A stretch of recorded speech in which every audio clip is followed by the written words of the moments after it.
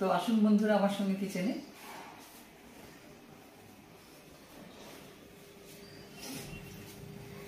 আজ আমি যেটা বানাবো বরুলি মাছ, তিস্তা নদীর বিখ্যাত মাছ। এটা শুধু নর্থ বেঙ্গলেই পাওয়া যায়। বরুলি মাছের ঝোল, যার জন্য নিয়েছি আমি ইনগ্রিডিয়েন্টস একটু বলে দিই।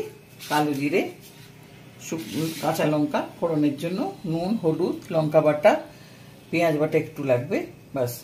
আর তার সঙ্গে আরেকটা আমি ছোট্ট রেসিপি দেখাবো।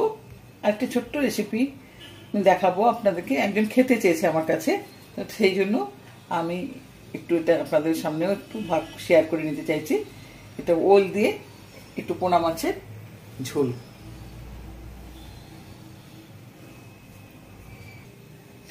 ওল দিয়ে পোনা মাছের ঝোলের জন্য আমি নিয়েছি, ওলটা কেটে নিয়েছি, মাছ, এটা হচ্ছে কাতলা মাছ 3 পিস আছে, আর হলুদ, নুন, লঙ্কা বাটা, আদা বাটা, পেঁয়াজ বাটা, জিরা বাটা, তেল।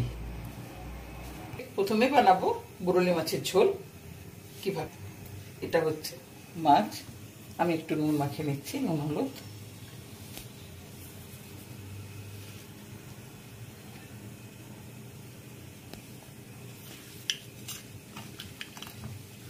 এবার কড়াইতে সরষের তেল দিয়েছি,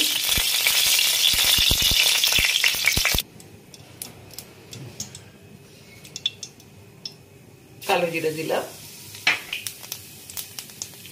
কাঁচা লঙ্কা বাটা,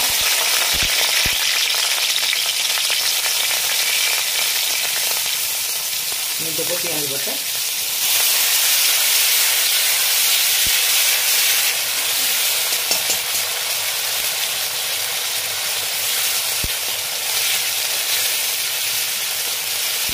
লঙ্কা বাটা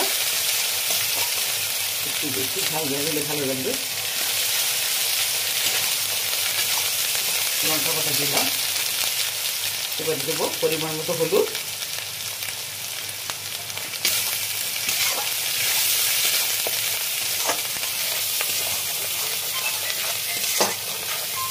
এবার দেবো নুন,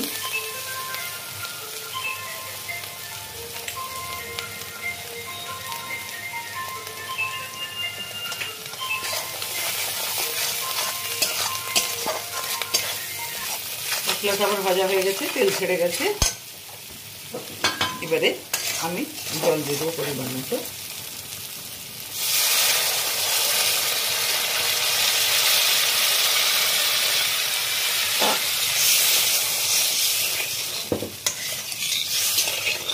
ঝোলটা ফুটে উঠলে এবার আমি মাছটা দেবো। আমি একটু ঢাকা দিয়ে দিচ্ছি। ঝোলটা ফুটে গেছে, এবারে আমি মাছগুলো টপকা দিয়ে দেবো।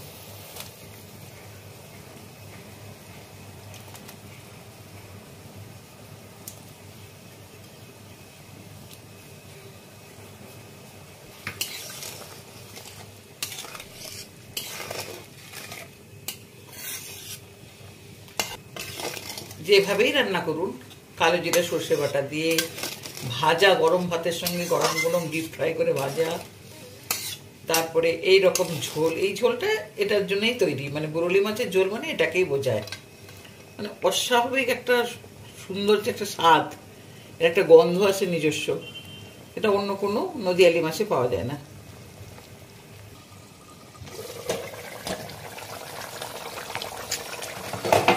হয়ে গেছে বরুলি মাছের ঝোল, পুরোপুরি হয়ে গেছে। ঝোল কালো জিরা ফোড়ন দিয়ে বরুলি মাছের ঝোল হয়ে গেছে, শুধু খাওয়ার অপেক্ষা। এখন আমি বানাবো ওল দিয়ে, মাছ দিয়ে, কাতলা মাছের পিস দিয়ে ঝোল। এবারে সাদা মাটা করেই বানাবো, কিন্তু খেতে ভালো লাগবে। নুন দিলাম, নুন আর হলুদ দিয়ে মাছগুলো মাখিয়ে নিই। কড়াই গরম হয়ে গেছে, এবার তেল দেবো। তেলটা আমার গরম হয়ে গেছে, এবার হলুদ দিচ্ছি। হলুদ দিলাম একটু তেলে,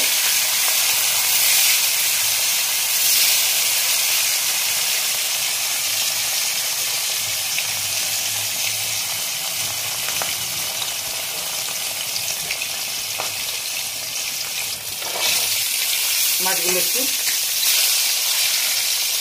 উল্টে দিচ্ছি।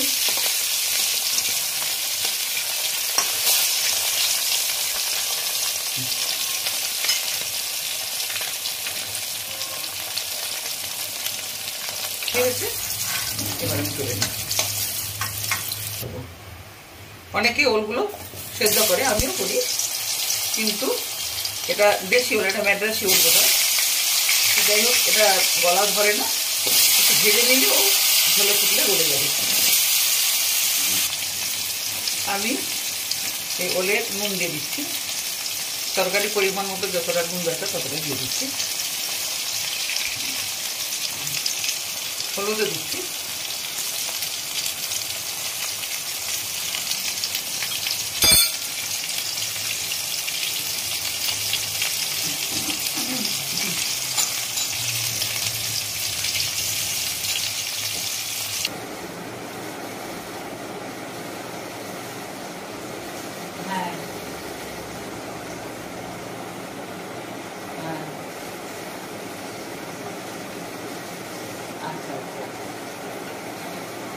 বরলি মাছের ঝোল, ওল দিয়ে বা কাতলা মাছ দিয়ে ঝোল, আর হচ্ছে উচ্ছে আলু ভাজা, চাটনি।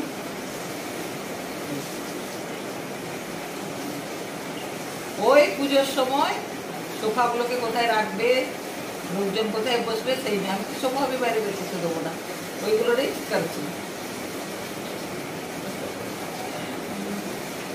ওইগুলো আমার ভাজা হয়ে গেছে, আর আমি এগুলো নামিয়ে নেবো না। এর মধ্যে আমি এক এক করে সব মশলাগুলো দিয়ে দেবো। পেঁয়াজ বাটা দিচ্ছি, আদা বাটা,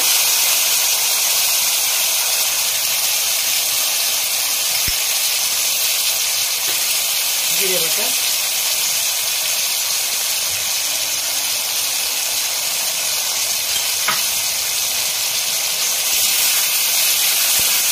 নুন আর হলুদ করে দেবো না, আগে থেকে দিয়ে দিয়েছি। লঙ্কা বাটা দিচ্ছি,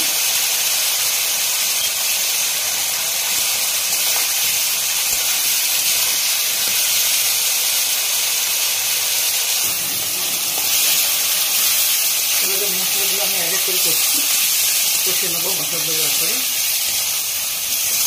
এটা ভীষণ ইজিয়েস্ট পদ্ধতি। ওইগুলো বা আলু দিয়ে যদি করেন, আলুগুলো এরকম ভেজে নেবেন তেলে, তার বেশি নামানোর দরকার নেই। ওই তেলের মধ্যে পরিমাণ মতো তেলটা রেখে দিতে হবে, সমস্ত মশলা দিয়ে একসঙ্গে কষে নিলে হয়ে যাবে। আপনারা অবশ্যই ট্রাই করবেন এই প্রসেসটা, কোনো ঝামেলা লাগবে না, কোনো কিছু হবে না, সুন্দরভাবে হয়ে যাবে। একটু গরম মশলা দেবো,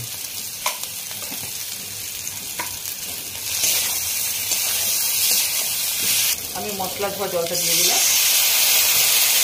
এরপরে আমি পরিমাণ মতো ঝোলের জল দিচ্ছি। ওলটা তো ভেজা হয়ে গেছে, জলে একটু জল দেবো। ঝোলটা ফুটে গেছে, এবারে মাছগুলো দিয়ে দেবো। আমি একদিন ওল চিংড়ি দেখাবো আপনাদেরকে, ওলটা সেদ্ধ হয়ে যেতে।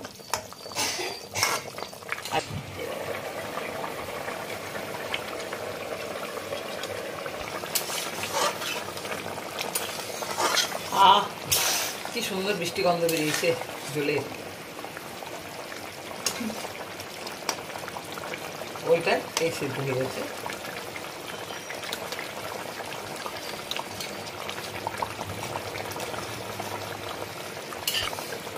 ঝোলটা আমার হয়ে গেছে, আর ঝোলটা হওয়ার পর আমি পাত্রে ঢেলে নিয়েছি।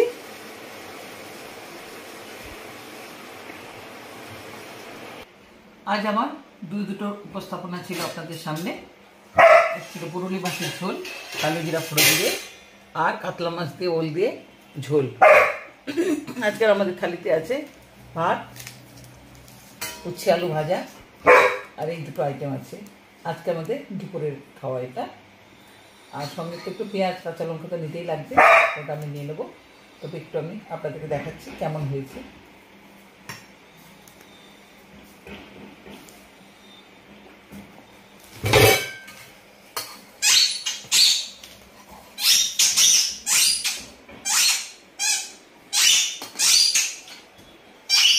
অসাধারণ হয়েছে। এটা একটু দেখবো।